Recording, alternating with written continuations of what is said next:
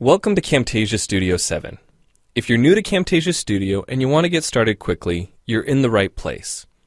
We encourage you to watch this 5-minute video to learn the basics of using the editor, including how to navigate the timeline, make some basic edits, and add special effects. The preview window is where you see the video during playback. The playback controls are located under the preview window. In fact, the video you're watching in the preview window is a sample project playing directly from the timeline you see below. After you watch this video, we hope you take some time to practice what you've learned using the content on the timeline. So let's start with the timeline. This is where you assemble and edit your videos. At the top of the timeline, tick marks represent time in terms of minutes and seconds. When building a video, you'll work in a horizontal manner, beginning from the left and moving sequentially through time towards the right.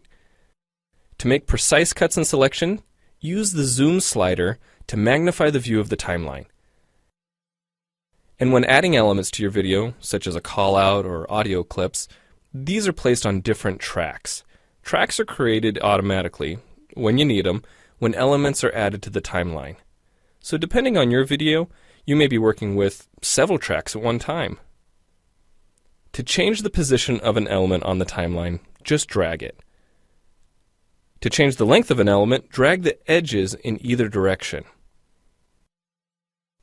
An important part of the timeline is the playhead. The playhead moves the timeline and indicates the current frame displayed in the preview window. To view your video, click play in the preview window.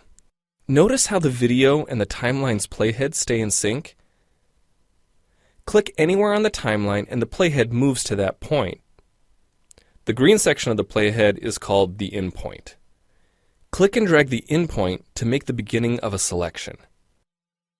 The red section of the playhead is called the out point. Just click and drag the out point to make the end of a selection. To bring the sections of the playhead back together, double-click the gray playhead. To split a video clip, position the playhead at the desired location and click the split button. And if you want to remove a portion of your video, make a selection with the in and out points, then click the cut button. If you make a mistake while editing, click the undo button. Next, we'll look at the clip bin and the library. The clip bin holds recordings, audio files, images, and title slides being used in the project you're currently working on. Then there's the library. It stores video clips, intros, callouts, title slides, and other elements that you want to use from project to project.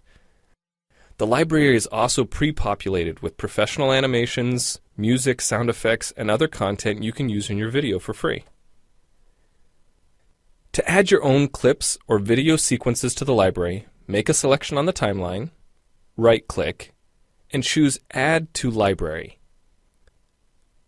To include clips and other elements in your video, drag them from the clip bin or library and drop them onto the timeline. The tabs located above the timeline are task pages used for adding and editing special effects. You can add callouts to emphasize a key point.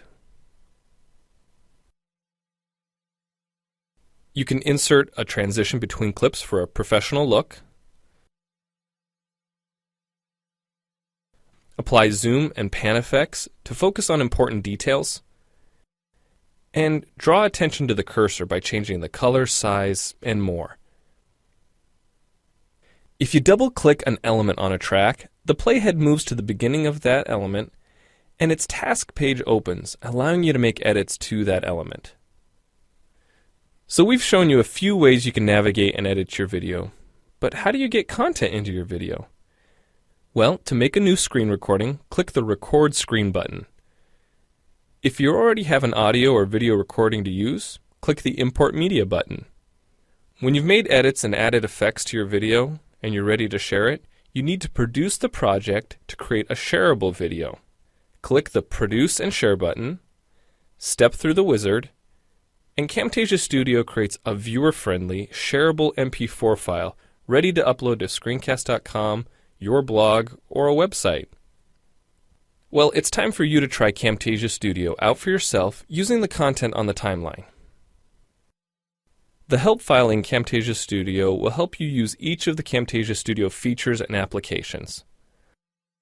The Learning Center on TechSmith.com has in-depth video tutorials and other sample projects to download and practice with.